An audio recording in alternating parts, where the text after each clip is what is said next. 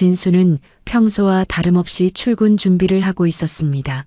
아내 혜진은 아침부터 분주하게 움직이며 무언가에 들뜬 모습이었죠. 오늘은 혜진이 고등학교 동창회가 있는 날이었으니까요. 진수는 넥타이를 매며 거울 속 혜진을 바라봅니다. 평소보다 더 신경 쓴 옷차림이 눈에 띄었어요. 혜진은 화장대 앞에 앉아 평소보다 진한 화장을 하고 있었습니다. 진수가 물었습니다. 오늘 동창회 몇 시까지야? 혜진은 미소를 지으며 대답합니다. 8시에 시작하는데. 친구들 오랜만에 보는 거라 늦을 수도 있어. 진수는 고개를 끄덕이며 웃었죠. 당연하지, 재밌게 놀다 와. 오랜만에 만나는 친구들이니. 시간 가는 줄 모를 테니 술 마시고 택시 타고 와. 혜진은 화장을 마무리하며 거울 속 자신의 모습을 만족스럽게 바라봅니다. 평소에는 깔끔한 정도의 화장만 하던 아내가 오늘따라 눈화장에 신경 쓰는 모습이 낯설었어요. 진수는 출근 준비를 마치고 현관으로 향합니다. 혜진도 곧 준비를 마치고 따라 나섰습니다. 같은 방향이니 회사까지 데려다 줄게. 혜진은 고개를 저으며 웃습니다. 괜찮아. 버스 타고 갈래? 오랜만에 혼자만의 시간도 필요하거든. 진수는 아내에게 입맞춤을 하고 회사로 향했어요. 그날 하루 종일 업무에 집중했지만 가끔 아내 생각이 났습니다. 고등학교 동창회라 옛 친구들 만날 생각에 들떠 있었겠죠. 진수는 퇴근 후 집에 돌아왔지만 혜진은 아직 오지 않았어요. 간단히 저녁을 해결하고 텔레비전을 보며 시간을 보냅니다. 밤 11시가 되어도 혜진은 돌아오지 않았죠. 진수는 혜진에게 문자를 보냅니다. 아직 동창회 중이야. 곧 집에 돌아올 거야. 혜진의 답장이 왔어요. 응, 친구들이랑 술 마시는 중이야. 얼마 안 있어. 끝날 것 같아. 조금만 더 기다려줘. 진수는 안심하고 잠자리에 들었습니다. 한밤중에 현관문 소리가 들렸고 혜진이 조용히 침실로 들어오는 소리가 들렸어요. 괜히 불편하게 할까봐 불도 켜지 않고 옆자리에 누운 혜진에게서 술 냄새와 함께 낯선 향수 냄새가 났지만 진수는 별 생각 없이 다시 잠에 빠져들었습니다. 그때만 해도 자신의 일상이 완전히 바뀌게 될 거라곤 전혀 상상하지 못했죠. 동창회 다음 날부터 혜진의 행동이 미묘하게 달라졌습니다. 아침 식사 자리에서도 평소와 달리 말수가 줄었고 진수의 눈을 잘 마주치지 않았어요. 처음에는 피곤한가 보다 생각했지만 며칠이 지나도 혜진의 어색한 행동은 계속됐죠. 특히 눈에 띄는 것은 핸드폰을 다루는 모습이었습니다. 평소 같으면 거실 소파에 앉아 편하게 메시지를 확인하던 혜진이 이제는 화장실에 들어가거나 베란다로 나가 통화하는 일이 잦아졌어요. 진수가 퇴근 후 집에 돌아오면 혜진은 곧바로 주방으로 향해 저녁 준비를 핑계로 대화를 피했습니다.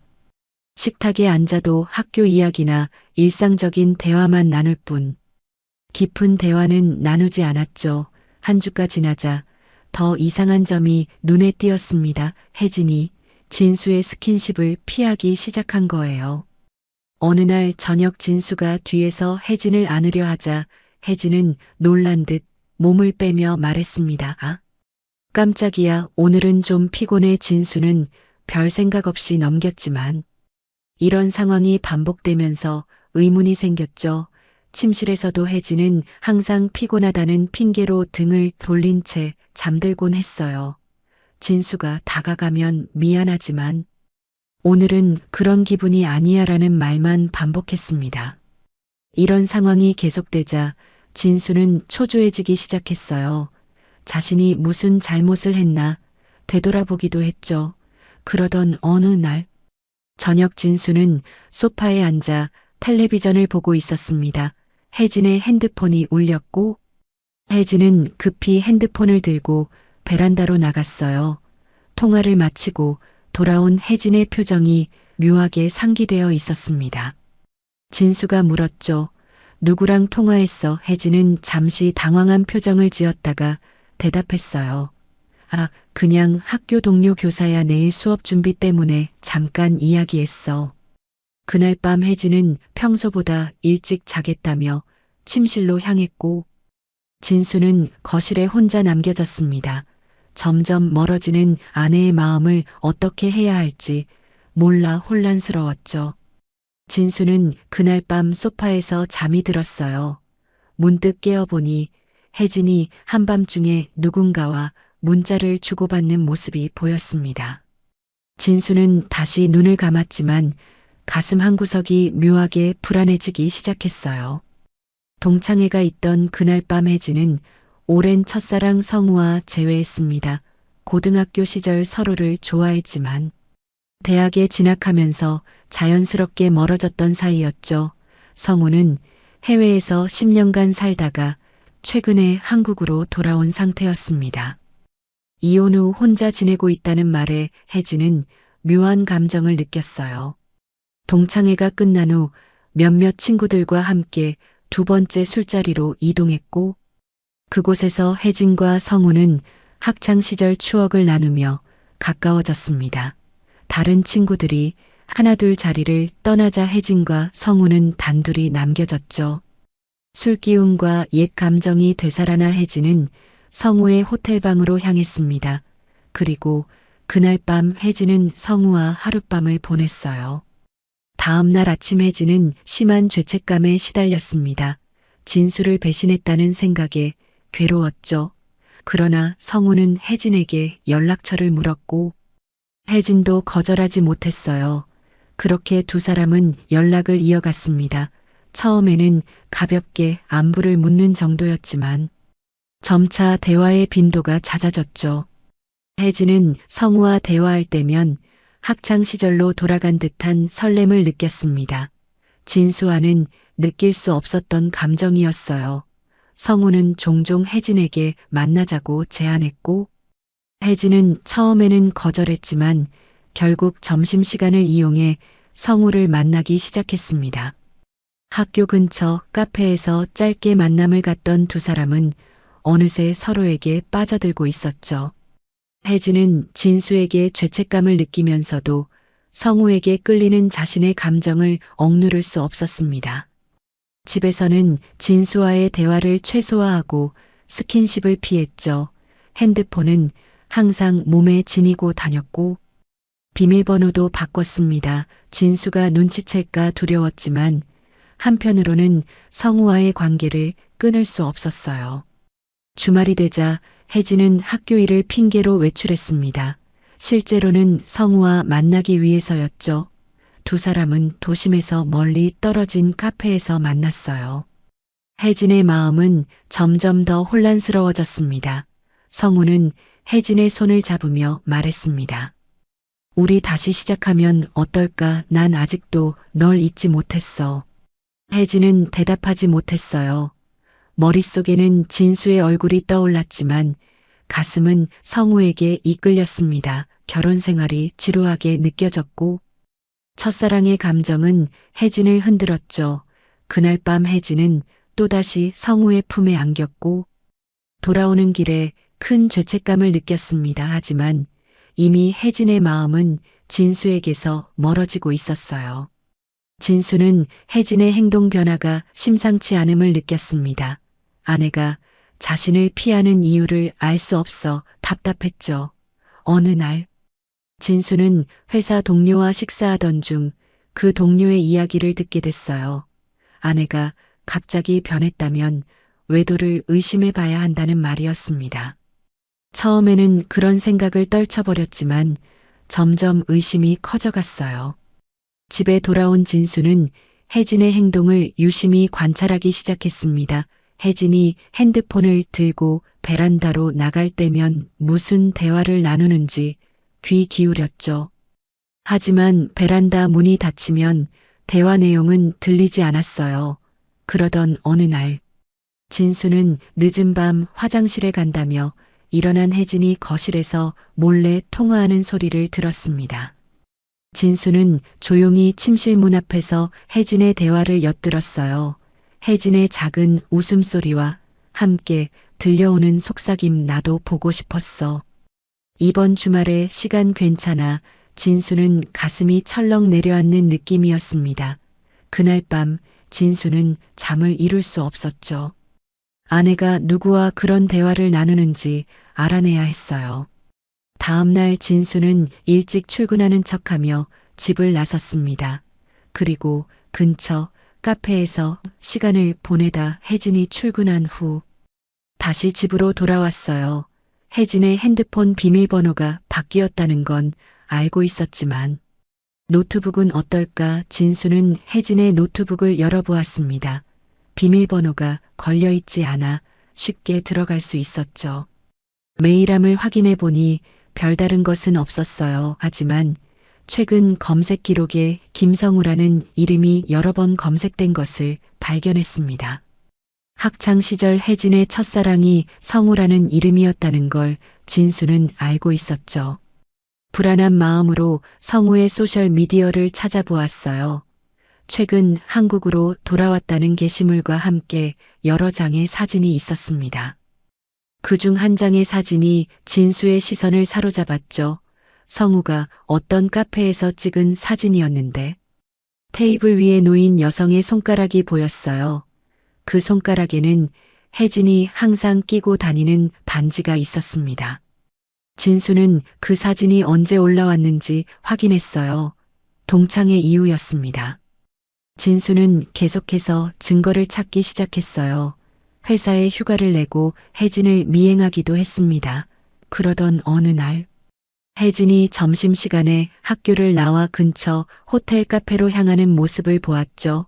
그곳에서 혜진은 한 남자와 만났고 진수는 그가 소셜미디어에서 본 성우임을 확신했어요. 두 사람이 서로의 손을 잡고 대화하는 모습에 진수는 가슴이 찢어지는 듯한 고통을 느꼈습니다.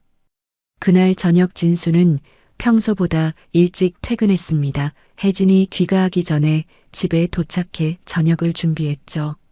혜진이 현관문을 열고 들어오자 진수는 밝은 표정으로 맞이했어요. 혜진은 진수가 저녁을 준비한 것을 보고 어색하게 웃었습니다. 평소와 다른 분위기에 당황한 듯 했죠. 식탁에 앉은 두 사람 사이에는 묘한 긴장감이 흘렀어요. 진수는 가볍게 대화를 이어갔습니다. 오늘 학교는 어땠어? 혜진은 짧게 대답했죠. 평소와 같았어. 별일 없었어. 진수는 와인을 따르며 말을 이어갔습니다. 와인 한잔 할래? 오랜만에 같이 마시자. 혜진은 조심스럽게 와인잔을 받아들었어요. 무슨 특별한 날이라도 있어. 진수는 미소를 지으며 대답했습니다. 꼭 특별한 날이 아니어도 와인 마실 수 있잖아. 그냥 둘이 이야기하고 싶었어. 식사를 마치고 거실 소파로 자리를 옮긴 두 사람. 진수는 조용히 물었죠. 동창회 때 누구 만났어? 혜진의 표정이 굳어졌습니다. 당황한 기색이 역력했죠. 그냥 여러 친구들 다 만났어. 특별히 누구 만났다기보다는 진수는 혜진의 눈을 똑바로 바라보며 말했어요. 성우라는 친구도 만났지. 혜진의 얼굴이 창백해졌습니다. 어떻게 내가 점심시간에 너를 미행했어. 호텔 카페에서 성우와 만나는 모습을 봤어. 혜진은 말을 잇지 못했어요. 진수가 다시 물었습니다. 언제부터였어? 혜진은 떨리는 목소리로 대답했죠. 동창회 날 밤이었어. 그날은 그냥 실수였어. 술을 너무 많이 마셔서. 하지만 진수의 말이 이어졌어요. 하지만 그 후로도 계속 만난 거지. 혜진의 눈에서 눈물이 흘러내렸습니다. 진수는 가슴이 찢어지는 고통을 느꼈어요. 신뢰했던 아내가 자신을 배신했다는 사실이 현실로 다가왔죠. 13번의 결혼기념일에 나눴던 키스, 신혼여행에서의 추억, 함께 찍었던 수많은 사진들. 그 모든 것이 한순간에 무너져 내렸습니다. 진수는 묵묵히 혜진의 고백을 들었어요. 성우와 다시 연락하게 된 경위, 그리고 호텔에서 하룻밤을 보냈다는 사실까지. 혜진은 흐느끼며 말했습니다. 정말 미안해. 이제 그만둘게. 다시는 성우를 만나지 않을게. 우리 다시 시작하자. 하지만 진수의 눈에는 이미 차가운 빛이 서려 있었죠. 진수는 말없이 자리에서 일어났어요. 혜진이 진수의 팔을 붙잡으며 애원했습니다. 제발 우리 이대로 끝내지 말자. 내가 잘못했어. 용서해줘. 진수는 혜진의 손을 조용히 떼어냈어요. 말없이 침실로 향했고 여행용 가방을 꺼내 몇 가지 옷가지를 챙겼습니다. 혜진은 계속해서 울며 매달렸죠. 하지만 진수는 단호했어요. 나 오늘은 호텔에서 지낼 거야. 혼자 생각할 시간이 필요해. 그렇게 말하고 진수는 집을 나섰습니다. 호텔에서 밤을 보낸 진수는 다음날 아침 일찍 눈을 떴습니다. 잠을 제대로 이루지 못해 머리가 무거웠죠. 창밖으로 보이는 도시의 풍경이 어제와 같은데 자신의 인생은 완전히 달라져 버렸다는 생각이 들었어요. 혜진에게서 수십 통의 부재중 전화와 문자가 와 있었지만 진수는 확인하지 않았습니다. 오전에 진수는 변호사 사무실을 찾았어요. 결혼 생활. 3년 만에 이혼 상담을 받으리라고는 생각도 못했죠. 변호사는 진수의 이야기를 듣고 상황을 정리했습니다. 증거가 있으시면 유리하게 진행할 수 있습니다. 진수는 호텔 카페에서 찍은 사진과 혜진이 자백한 녹음 파일을 건넸어요. 변호사는 고개를 끄덕이며 말했습니다. 충분한 증거가 있네요. 이혼과 함께 위자료 청구가 가능합니다. 그리고 상간자에 대한 손해배상 청구도 할 수 있어요. 진수는 잠시 생각에 잠겼죠. 정말 그렇게 해야 할까 하지만 배신감과 분노가 가슴속에서 치밀어 올랐습니다. 진수는 결심했어요. 이혼 소장과 함께 성우에 대한 상간자 소송도 준비해 주세요. 변호사는 서류 작업을 시작했고 진수는 사무실을 나왔습니다. 거리를 걷는 진수의 발걸음은 무거웠지만 마음은 조금 가벼워진 것 같았죠. 이제 더 이상 혜진에게 미련을 두지 않기로 한 겁니다. 회사로 향한 진수는 상사에게 개인 사정으로 몇 일간 휴가를 더 쓰고 싶다고 말했어요. 인사과에 들러 주소 변경 신청도 했죠. 새로운 아파트를 알아보기 위해 부동산 앱을 살펴보는데 혜진에게서 또다시 전화가 왔습니다. 진수는 잠시 망설이다 전화를 받았어요. 혜진의 목소리는 울음으로 가득했습니다. 제발 집에 돌아와서 이야기라도 하자. 우리 이대로 끝낼 수는 없어. 진수는 담담하게 대답했죠. 이미 변호사를 만났어. 이혼 소송을 준비하고 있어. 그리고 성우에게도 상간자 소송을 제기할 거야. 전화기 너머로 혜진의 비명소리가 들렸어요. 진수 제발 그러지 마. 그건 너무 심한 거야. 내가 잘못했어. 다시는 그러지 않을게. 우리 다시 시작하자.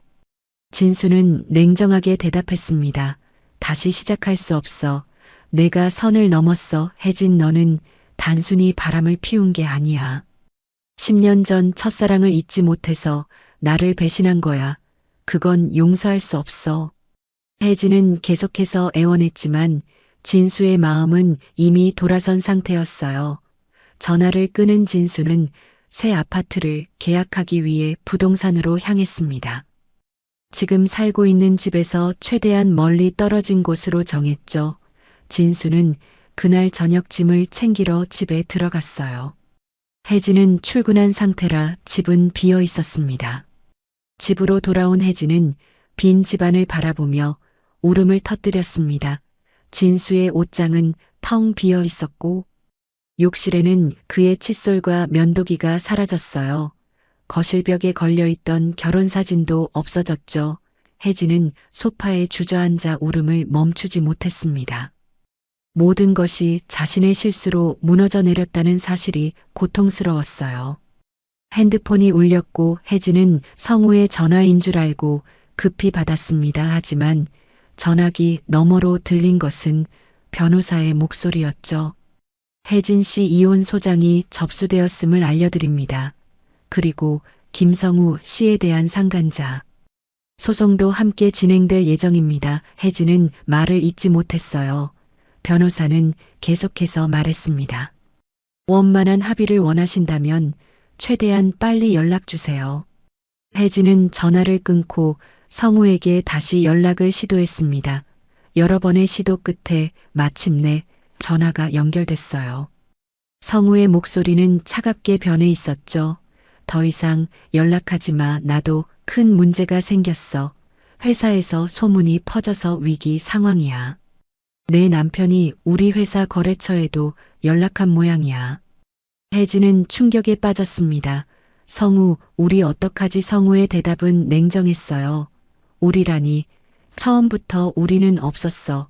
그날 밤은 실수였고, 그 후로도 내가 계속 연락해서 만난 거지. 난 이 문제에서 빠져나가야 해. 더 이상 연락하지 마. 성우는 그렇게 말하고 전화를 끊었습니다. 혜진은 모든 것을 잃은 채 홀로 남겨졌어요. 진수는 연락이 닿지 않았고, 성우는 자신을 버렸습니다. 학교에서는 징계를 기다리는 신세였죠. 혜진은 부모님께 전화를 걸었어요. 엄마, 아빠, 내가 큰 실수를 했어. 집에 좀 갈게. 그렇게 혜진은 짐을 챙겨 부모님 집으로 향했습니다. 부모님은 충격에 빠졌지만 딸을 외면하지 않았어요. 혜진은 모든 일을 털어놓으며 후회의 눈물을 흘렸습니다. 왜 그런 선택을 했는지 스스로도 이해할 수 없었죠. 어쩌면 결혼 생활의 권태로움, 첫사랑에 대한 로맨틱한 환상, 그 모든 것이 복합적으로 작용한 결과였을 겁니다. 하지만 이제 와서 후회해도 소용없다는 사실이 혜진을 더욱 괴롭혔어요. 이혼 소송이 진행되는 동안 진수는 새로운 아파트에서 홀로 지냈습니다. 회사에서는 아무도 진수의 사정을 묻지 않았고, 진수도 말하지 않았죠. 소셜미디어 계정은 모두 삭제했고, 번호도 바꿨어요. 혜진과 공유했던 모든 연결고리를 끊어버렸습니다. 진수는 매일 아침 일어나 출근하고 퇴근 후에는 혼자 저녁을 먹었어요. 주말에는 집 정리나 운동으로 시간을 보냈죠. 겉으로는 무덤덤해 보였지만 내면에는 깊은 상처가 남아 있었습니다. 신뢰했던 사람에게 배신당한 아픔은 쉽게 치유되지 않았어요. 변호사를 통해 혜진이 합의 이혼을 원한다는 소식을 들었습니다. 진수는 고민 끝에 동의했죠. 법정에서 서로 얼굴을 마주하는 일은 피하고 싶었어요. 재산 분할에서도 진수는 크게 욕심내지 않았습니다. 빨리 모든 것을 정리하고 새 출발하고 싶었기 때문이죠. 이혼 서류에 사인하는 날 진수는 변호사 사무실에서 1년 만에 혜진을 마주했어요. 혜진은 많이 야위어 있었고 눈에는 깊은 슬픔이 서려 있었습니다. 진수도 무덤덤한 표정을 유지하기 위해 애썼지만 가슴 한편이 아팠죠. 혜진이 떨리는 목소리로 말했어요. 정말 미안해. 진수는 아무 말 없이 고개를 끄덕였습니다. 서류에 사인을 마치고 진수가 일어서려 하자 혜진이 마지막으로 물었어요. 우리 정말 다시 시작할 수 없을까? 진수는 잠시 생각에 잠겼다가 대답했습니다.